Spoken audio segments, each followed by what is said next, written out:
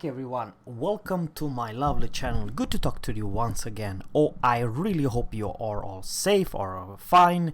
I really hope you have a great weekend. Today is kind of a special day for Sweden. I do believe it's the biggest holiday in the entire year. I go so far. They do shall I say, celebrate this midsummer day even more than the Christmas itself. So for someone who are Swedish and are watching my channel, I would like to just say very short, happy midsummer.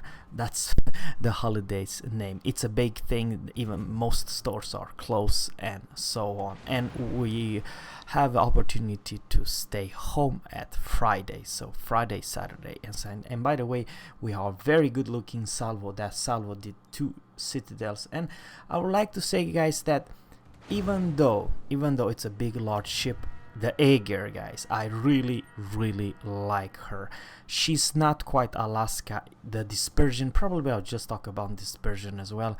It's a little bit all over the place, but over there, once again, the Iowa, I citadel her again at the almost max range. Remember, the maximum range is 18.5 with my build.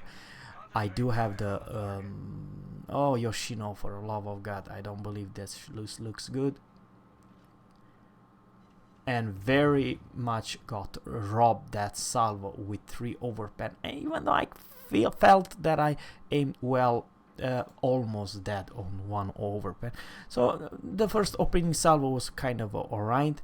I abused this island so I can shoot and lob the friendly CVs doing the all spotting, guys. So we only have 1 destroy in each side. So remember that when the Soviet cruisers will arrive, you'll definitely gonna see quite fewer destroy, because it's just ridiculous. 12 kilometers radar all over the place, and I'm not talking just one single ship. I'm talking about the entire line. And remember, most of tier 8 and tier 9 destroy, they don't have any good range, maximum 10 or maximum 12 kilometers, so they are always in radar's range. Over here I received my significant hit, Remember, and this is kind of important, you're not quite as nimble as the Alaska. You don't have quite as how to say, the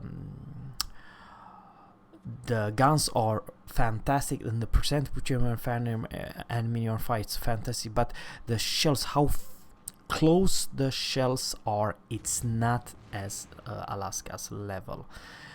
They are not bad. It's definitely one of the best German guns over there. Everything is good about the guns, but it's not that you'll have of 9 guns, 6 citadels that you can do with Alaska. You can just forget it with Ägir. Okay, I put her on fire. That was my last. I did, I do believe, only 1 pen and 0 damage, but I still managed to put that enemy battleship on fire. So, guys, nothing spectacular. The hard job is definitely the Hakuria, our tier 10 CV, who's doing all the spotting. Over here the enemy kind of a collapse. We do have pretty significant. Okay, there's the Hakuria, very brave from him, and we also managed to cap, because I'm doing this capping and also providing some pretty good looking salvos.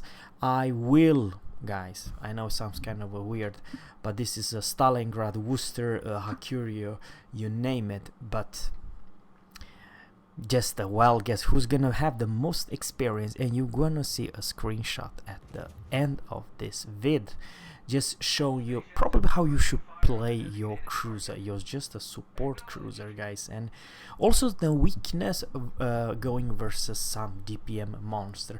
But on the other hand, when 2 cruisers are pushing together with a battleship and a carrier just behind, but once again, guys, all the beating it's actually taking away from me. Just Tirpitz and North Carolina is pushing, and I do believe the Alaska overextend in the middle of open water. You are a very juicy target versus some battleship and hell even some CV. I'm going reversing here. Those shells, I don't know if they are for Alaska or they are for Ibuki.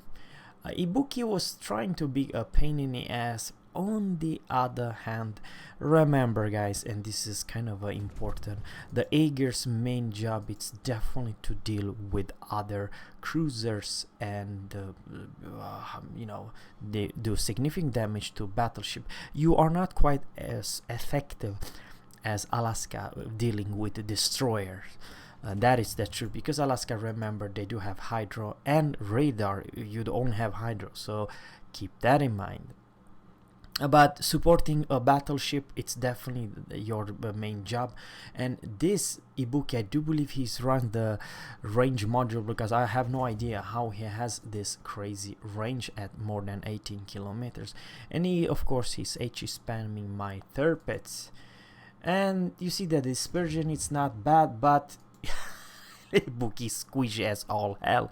I still believe this is definitely showing you how squeezy of the Ibuki's whole art versus, let's say, Ägir. It's not even fun to compare those two ships, because once it's a regular heavy cruiser and you are a damn super cruisers. Of course, it's not everything good, but I kind of dig that Ägir's maneuver. It's pretty fantastic how big she is. Remember, she's not a small target, it's a big damn target, and has pretty damn good punchy guns. Over there is the Smolensk who's HE spamming me, you know, so it is what it is, you know what I mean. That's the Smolensk at 16.3. he put me on fire, the bugger. So once again guys, this is not showing you just me shooting low tier 8s and stuff. This is definitely a tier 10 meta with CV and with some OPness, HE spammers, cruisers and so on. But guys, I do believe we have such a huge advantage, because it's always like this, it's always one-sided. We do control this side and we are pushing to B, because let's face it, who's gonna win the B, who's gonna win the game? And over here I'm trying to delete that Ibuki. He's very max range, but I still managed to do one pen and one ricochet of some strange reason. Remember guys, it's kind of hard to do what I'm doing right now with Alaska at 17.9 kilometers. It can be done, but it has such a long way. Boom boom kadum. Seriously guys, from long range I still believe the Ägir's guns are superior versus Alaska, but Alaska's, it has more consistent damage. That is the truth. Your shells are way closer, and the AP penetration angle are way better. On the other hand, from long range, that was close to 18 kilometers away, I blapped the Ibuki for the days. I do believe I did most of the damage to him. I'm not saying that you cannot be done in Alaska, but it's easier because you have flatter arc. Your shells AP speed and HE speed are way faster than Alaska, and that is the big difference. I do believe in Ibuki, yeah, even though he was perfectly bow on, guys. The Frederick the Great just blapped her, or someone else just, he was pretty darn good angle, but that is the problem with Ibuki, guys. You cannot angle. Hell, I only go so far that even you might be eating citizens with HE for some big caliber guns. So that's the damn problem with Ibuki. I kind of feel sorry for that. Some ships, you know. Over here, I'm this Smolensk. It's very healthy. I don't know if I can manage to, yeah, to overpen, because why the hell not? That's the big problem with this stupid openness of this ship. Now I did a small mistake. It's kind of important to show you.